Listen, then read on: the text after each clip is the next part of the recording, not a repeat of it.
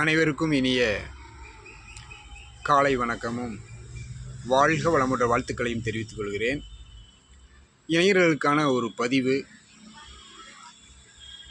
இது சிந்தனையில் வந்தது. சிந்தனை கருத்துக்களை மக்களுக்கு இளைய சமுதாயம் பயன்பெற வேண்டும் நோக்கத்தில் பகிர்ந்து கொடுக்குறோம். மேலும் இது ஏற்கனவே தெரிந்தா இருந்தாலும் கூட நினைவூட்டல் என்னென்னு பாருங்கள். என்ன அப்படின்னா, 16 வயது வந்த ஆண்கள் பெண்கள் அனைவரும் கல்லூரியில் படித்தாலும் சரி அல்லது வேலைவாய்ப்பு அலுவலகங்கள் இருந்தாலும் சரி, அனைத்து மாணவ செல்வங்கள் அனைவருமே உடன் பணிபுரியும் படிக்கும் மாணவ மாணவியர்களையும் அனைவரையும் நண்பர்களாக பாவிக்கலாம். முதல்ல நல்ல நண்பர்களாக வாழ்நாள் முழுவதும் நீ பாவிக்கும் பொழுது உங்களுக்கு 2 விதமான நன்மைகள் கிடைக்கிறது. ஒன்று, உங்களுடைய சகோதரிகள் பாதுகாப்பாக சமூகத்தில் உலவுவார்கள். நீங்கள் பழகுகின்ற பெண்கள் உங்களுடைய நட்புணர்வுடன் வாழ்நாள் முழுவதும் நிறைப்பார்கள். அதில் ஏதாவது ஒருவரை நீங்கள் விருப்பப்பட்ட காதலர்களாக எடுத்துக்கொள்ளலாம், தவறொன்றும் இல்லை. அது வாலிப வயதில் அனைவருக்கும் வரக்கூடியது தானே. ஆனால் இது முறை தவறி போகக்கூடாது என்பதற்காகத்தான் இந்த பதிவு. அதனால் நீங்கள் நண்பர்களாக, நல்ல உற்ற நண்பர்களாக எடுத்துக்கொள்ளுங்கள். யார் வேணாலும் உங்களோட பழக விருப்பம் இல்லாதவங்கள அவங்க பகைவர்களை எடுத்துக்காதீங்க, நண்பர்கள் எடுத்துக்கோங்க.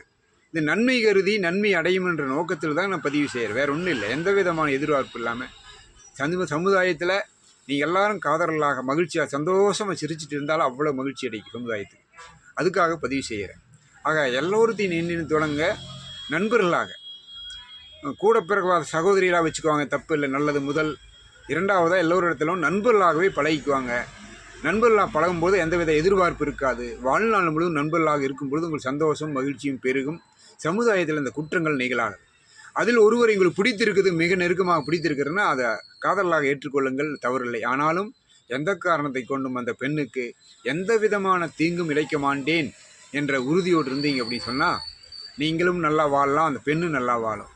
மாறா சமுதாயத்தில் என்ன நிகழ்கிறதுனா, அந்த பெண்ணுக்கு பிடிக்காமல் நீங்கள் கட்டாயம் அந்த அவளை காதலித்து அவளுடைய வாழ்க்கையும் தொலைச்சிட்டு நீங்களும் செத்து போகிறீங்க. இப்படி தான் நடக்குது. மீண்டும் மீண்டும் புதிய காதல்கள் இதை தான் தினந்தோறும் செய்து கொண்டிருக்கிறீங்க. ஆனால் சாவதற்காக வரவில்லை. நாம் இளைஞர்களெல்லாம் நீங்கள் நீண்ட நாள் வாழ்வதற்காக வந்திருக்கிறீங்க என்பதை மறந்து அந்த புலன் மயக்கத்தில் கவர்ச்சியில் இருக்கிறீங்க.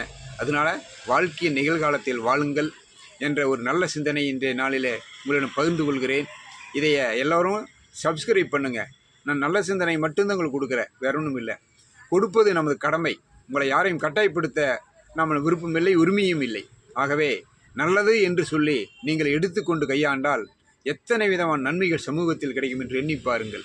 ஏன்னா செய்தித்தாள்களில் எத்தனை செய்திகள் வருகிறது. அதனால் நாமெல்லாம் சொர்க்க பூமியில் வாழுகிறோம். சொர்க்கத்தில் வாழ வந்த நீங்கள் பல்லாண்டுகள் வாழ வேண்டும். அதனால் அந்த ஒன்று தான் வாழ்க்கையை நினச்சிட்டு பல பேர் தற்கொலை செய்து கொள்வது, அந்த மாணவியை துன்புறுத்துவது, கற்பழிப்பு செய்வது போன்ற சம்பவங்கள்லாம் நிகழ்ந்து கொண்டிருக்கிறது. இதெல்லாம் நிகழாமல் இளைய சமுதாயத்தால் நிச்சயமாக தடுக்க முடியும். ஆகவே நீங்கள் விருப்பப்பட்டதை எடுத்து செயல்படலாம். ஆனால் யாரையும் கட்டாயப்படுத்தாமல், ஒருதலை காதலாக இல்லாமல் இருவரும் மனம் புரிந்து வாழ்ந்தால் சமுதாயத்தில் இந்த குற்றங்கள் நிகழாது.